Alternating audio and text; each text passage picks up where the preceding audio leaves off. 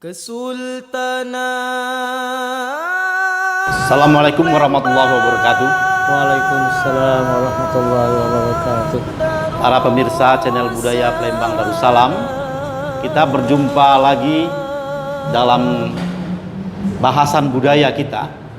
Pada kali ini topik kita adalah pakaian adat tradisional daerah Sumatera Selatan. Tamu khusus kita pada hari ini adalah seorang budayawan dari Palembang yang dikenal akrab, namanya dipanggil akrab Mang Amin. Mang Amin. Assalamualaikum Mang Amin. Waalaikumsalam warahmatullahi wabarakatuh. Iya Mang Amin, dan beliau adalah tokoh yang tidak asing lagi kalau ngomong adat Palembang ya. Tapi ini Mang Amin, aku nak nanya dulu Mang Amin ya. Iya. Di sini namanya Ali Hanapia Riza. Ali Hanapia Riza tuh pernah, kalau tidak salah, pernah jadi kepala SMP 1 pernah. Oh iya. Ya, itu artinya pejabat di kantor wilayah pendidikan dan kebudayaan. Oh ini, Sumatera oh iya Selatan. iya Mang. Tapi gini Mang, dari nama Mang Amin Ali Hanapia ya kan? Iya, RM Ali Hanapia. Ya. RM Haji Ali Hanapia, informan, sebagai informan ya. Iya. Udah ada dua nama tadi, Ali Hanapia Riza sama India. Iya, itu pejabat dari dinas Dikbud pada waktu itu. Iya. Ali Hanapia. Tapi namanya ngapo ngacar jauhnya Mang. Jadi Mang Amin itu. Jadi ini setiap nama itu menjadi doa dan ada kehendak dari wong tua. Oh, iya. Jadi nama itu mah itu lahir, ada yang nyebut nama Ali, ada yang nyebut nama Hanapia, ada yang nyebut nama Amin.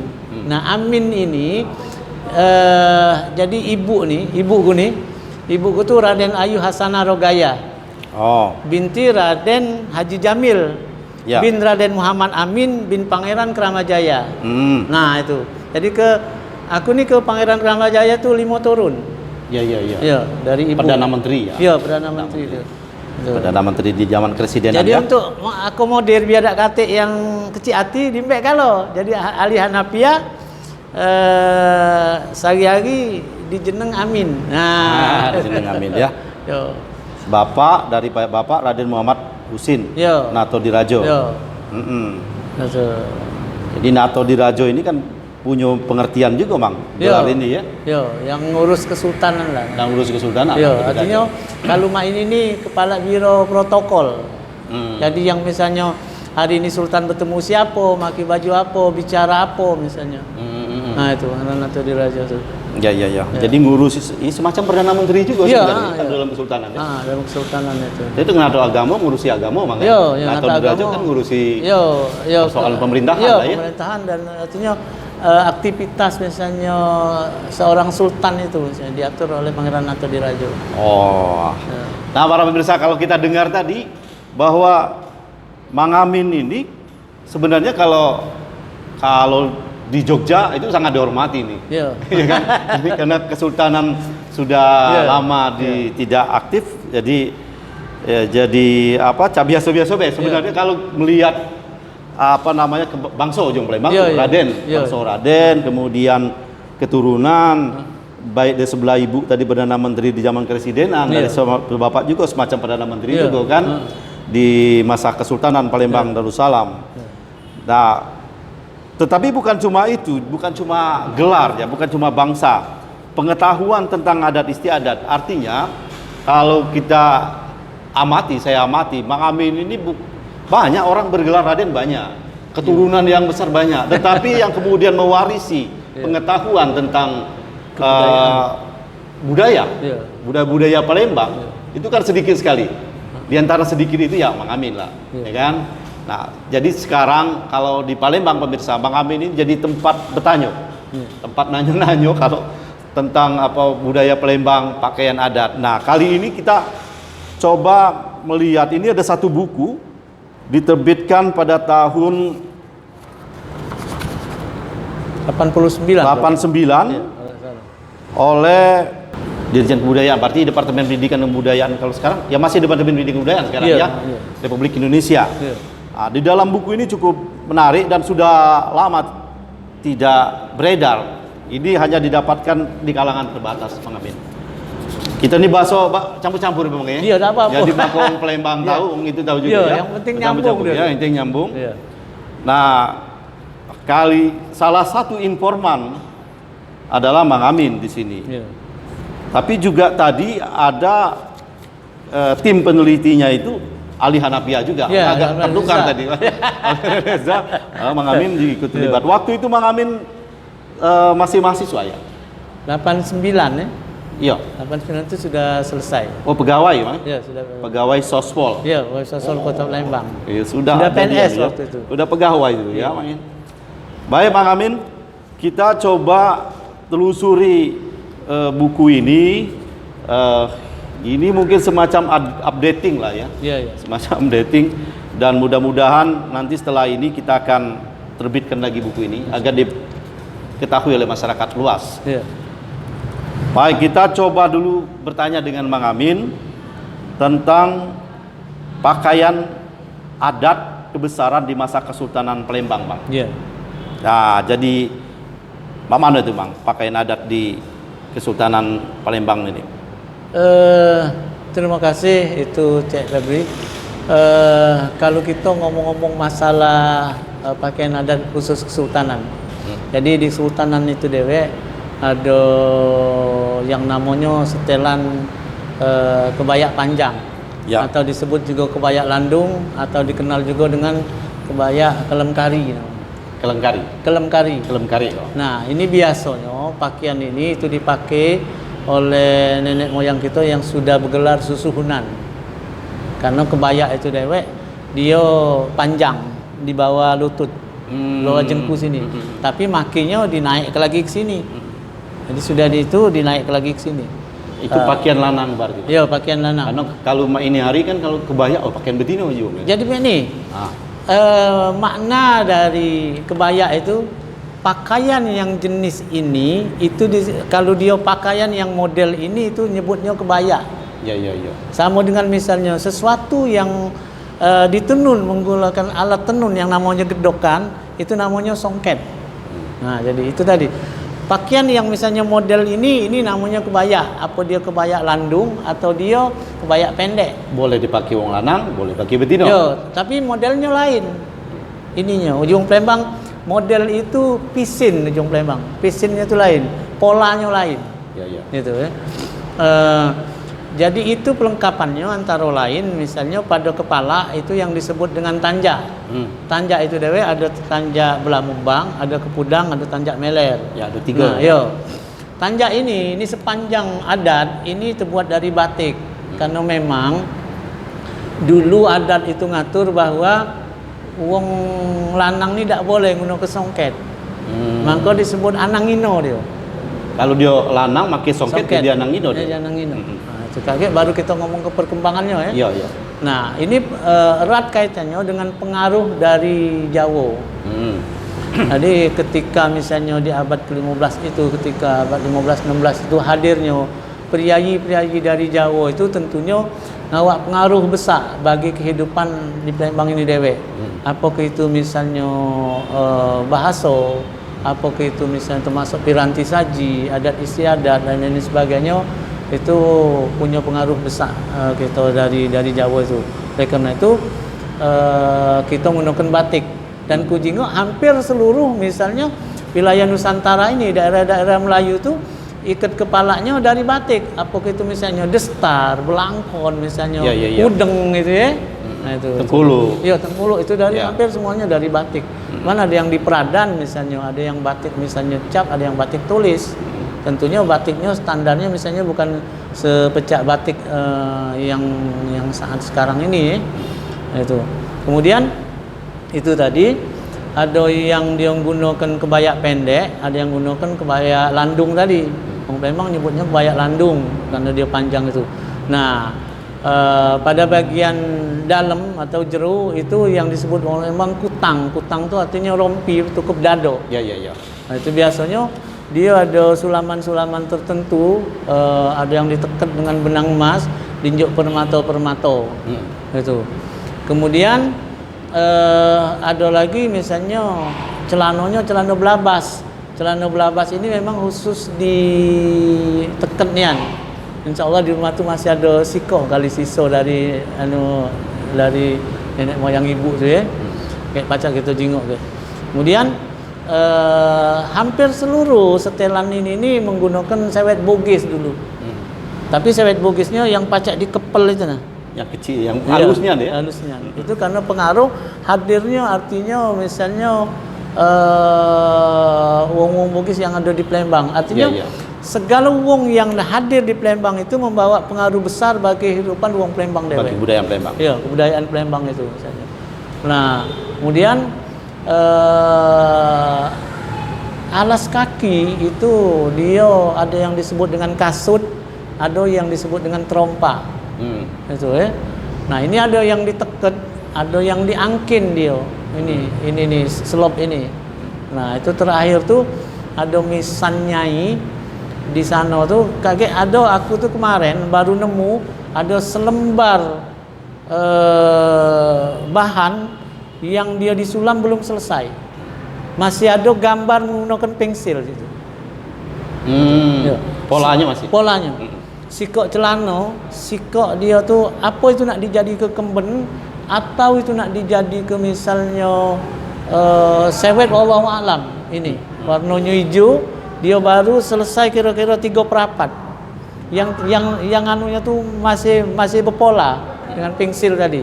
Nah, itu kayak baca juga jadi contoh bagi kita bahwa kerajinan ini misalnya khazanah budaya ini ada di Palembang. Nah, itu ya. Nah, kemudian ada setelan lain yang setelan kebaya pendek tadi. Ya.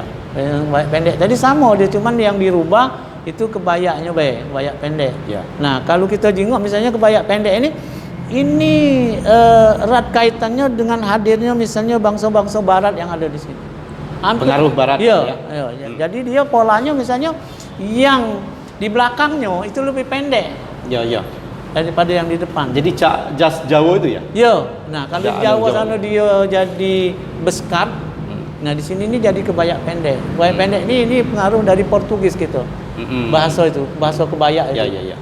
Nah, lalu misalnya sama ini juga kurungnya juga mak itulah. Nah, dia ada yang dari Pradan, ada yang dia memang ditekat atau disulam bahannya ini. Nah, itu. Sebagai artinya pakaian Kesultanan Palembang Darussalam. Jadi kalau kita jenguk yang lukisan Sultan Mahmud Badarudin II itu, itu pakai. Nah, itu kebaya landung. Kebaya landung. Ya, kalau kelemkari. Ya. Jadi dia kelemkari itu dia tidak ada ininya bulunya. Iya. Dia langsung bayar kan? Iya. Kebaya landung. Iya. Kan dia pengakinya tidak ada ditutup ke. Iya. Jadi dia diangkat tadi. Ya. Terus dalemannya tuh? Nah, itu yang tekep dado tuh. Tekep dado. Iya, tekep dado itu ditekep juga. Ada jadi sulamannya tuh dia polanya pola ini tusuk tarik dia. Tusuk dia ngangkat lagi, tusuk ngangkat lagi dia. Iya. Menggunakan ram dia ininya, bukan dijahit mesin. Iya. Pakai ram. Nah, yang pintunya, palanya itu? Kepalanya itu tanjak itu tanjak batik itu khusus memang ukurannya tuh hampir rata-rata 90 kali 90. Oh, iya. Jadi segi empatnya tuh. Iya. Bujur sangkar lah. Iya. Bulu itu berarti tanjak di. Iya, ada yang Pradan, ada yang batik tulis, ada yang batik cap ya. Nah, Mang, jadi itu tadi kan secara umum ya. Iya. Itulah pakaian kebesaran Palembang ya. Mas Kesultanan. Kalau misalnya ini kalau ditulis di sini kan ada pada masa gubernemen. Iya. Jadi ada pakaian Temenggung, ada pakaian Ranggo, ada pakaian Demang itu ada 3 ya. Iya. Terus ada pakaian pejabat adat. Iya. Gitu, Mang. Nah, ini hari kan pemerintah Provinsi Sumatera Selatan kan mulai ngenuh lagi, menggalakkan lagi pakaian adat itu. Itu ya. Berarti ini kan pacak dijadikan rujukan sebenarnya, Bang ya. Nah, misalnya tadi masalah tanjak, Bang. Masalah tanjak itu kan ada 3 tadi. Iya. Nah, ada enggak klasifikasinya 3 ikut ini? Iya. Jadi ini pada masa kesultanan itu masing-masing kesultanan itu punya peraturan dewek. Ketika misalnya di masa susunan Abdurrahman, kemudian ke Sultan Muhammad Mansur dan seterusnya sampailah ke Sri Sultan Badaruddin II. Ya. Artinya mereka mengatur misalnya ketertiban pakaian ini pada kesultanan itu di masa mereka memerintah. Ya. Nah, tadi awalnya misalnya tanjak ini ketat misalnya. Satu tanjak ini tidak boleh wong lain kecuali sipulan dan sipulan makanya. Lalu misalnya ketika misalnya pada masa pemerintahan misalnya sultan lain, ininya lain. Artinya peraturannya yang diberlakukan lain, sama dengan berlakunya mata duit. Nah, di masa ini misalnya duit ini misalnya di masa ini misalnya duit ini di masa lain ini lagi, duit kan? ini lain lagi. Jadi ada aturan dewek-dewek di masa kepemerintahan itu. Iya. Yang perpanjangan tangan ini dilakukan oleh Pangeran Natodirajo tadi. Oleh karena itu di Palembang tuh ada Pangeran Natodirajo Sepuh, ada Pangeran Natodirajo 1, ada Pangeran Natodirajo 2 dan seterusnya. Oh, itu. Iya. Tapi tugasnya tetap tugasnya sebagai misalnya pejabat yang ngurusi misalnya tentang keprotokolan kesultanan. Jadi lain-lain itu ya, Mang. Kalau misalnya nado kok lagi tanjak ini kan umum di belakang. Yang gulungan di depan itu. Nah, ini. Jadi ini nih dalam masa perkembangan tanjak ini terutama di era 60-an, tahun 60-an itu tanjak ini berkembang sedemikian rupa Cik Febri ya. Jadi wong mulai muat misalnya tanjak dari songket misalnya dengan misalnya bentuk dan bentuknya misalnya yang misalnya menurut selera masyarakat itu karena begini, kalau dia tanjak adat itu tidak boleh nggunakannya sembarang tempat. Ada tempat-tempat tertentu nggunakannya. Nah, dengan berkembangnya misalnya ilmu pengetahuan dan teknologi dengan misalnya keinginan katakanlah agak gerak dikit kita nih ngomong misalnya keinginan luhur dari masyarakat ini. Mana misalnya barang ini pacak dikenal. Yang penting namanya tanjak dulu. Misalnya bentuknya tuh kaget kita ngurusinnya. Yang penting uang kenalnya ini tanjak. Sama dengan misalnya yang penting uang kenal bahwa kuliner ini namanya misalnya pempek. Nak makiwa dengan nak makiwa itu bukan urusan. Nah, itulah perkembangannya. Nah, kalau misalnya ada yang bentuknya mak ini, ada yang bentuknya di luar mak ini misalnya. Kreativitas masyarakat lah ya. Iya, berarti itu perkembangan. Bulung. Karena umumnya di Sumatera Selatan pakai itu. Di pasaran kalau kita juga pakai itu. Yang adat tadi kan jarang gitu. Jarang. Dan hampir pada daerah kabupaten kota di Sumatera Selatan ini ada tanjak. Tinggal lagi namanya, ada yang dinamanya Kepudang misalnya, ada di tetap namanya tanjak misalnya. Dan bentuknya juga berbeda-beda. Nah, kita ini kan kita harus nerimo misalnya. Kondisi ini suka tidak suka misalnya sebagai wong Palembang kita harus nerimo. Karena memang mereka ada di kita misalnya. Ini misalnya. Nah, ini. Dan ini misalnya apalagi di tahun-tahun 90 itu ketika misalnya awal digelarnya misalnya pemilihan putra-putri Sriwijaya misalnya. Nah, ini mana upaya kita mengenal ke tanjak ini kembali kepada generasi muda. Yang tadi tanjak ini tidak ada dipakai-pakai misalnya tanjak ini. Ini. Baik, Mang. Mungkin untuk sesi pertama ini kita istirahat dulu ya, jeda dulu. Lagi kita lanjut ke dengan yang lain. Ini banyak kunjung topik-topik yang menarik di sini yang kita bahas. Tadi kita minum dulu. Kita minum dulu, kita minta dulu. Baik pemirsa, untuk sesi awal ini kita sudahi sampai di sini. Nanti kita lanjutkan pada sesi lain dengan topik yang berbeda. Tetap pakaian adat tradisional. Tapi kalau kita membahas tentang pakaian di di Kesultanan Palembang dan di Kepresidenan, Gubernur dan berkemungkinan akan berkembang di pemerintahan provinsi dan Kota Palembang. Berikut kita akan bahas pakaian adat tradisional yang dipakai dalam acara ritual atau acara seremonial sehari-hari masyarakat Palembang.